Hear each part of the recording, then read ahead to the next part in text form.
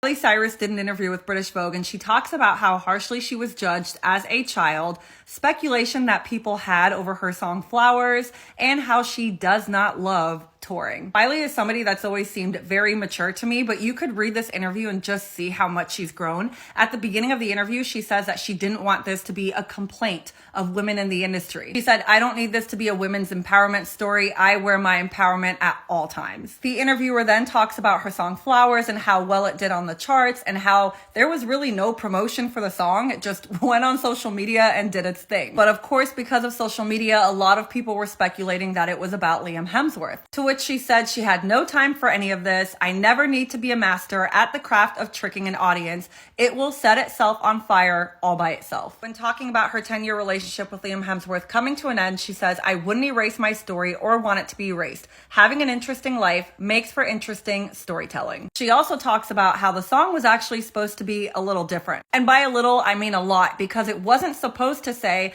"I could love me better than you can." It was supposed to say, "I can't love me better than you can," which I think we can all agree we prefer the ones she put out. She mentioned how she knew it was going to be a hit. She's been doing this for a long time. And even though she's sober and she doesn't drink or do, she went out to go dancing and celebrate. That's when she saw Lil Nas X and he asked her if she was anxious about how successful Flowers was, and she said no. It might be #1 now, but #2 is on its way. It's just seasonal. Headlines everywhere were like, "This is Miley's moment," and that's exactly what it is. It's just a moment. She said she actually prefers it this way because she does not like to stay big. To the point where even when her album was released, she didn't have her phone on her. She had no idea how well it was charting, and that she wouldn't have changed anything about the album. And then I found this part interesting. She says, "Someone could say it would have been #1 if you did that, or this number if you sell your soul. I've been in the Garden of Eden before and I've taken the red apple and it never feels good." And that's when she starts talking about her Wrecking Ball era. She goes on to say that she's not an attention-seeking person. She's a 30-year-old woman.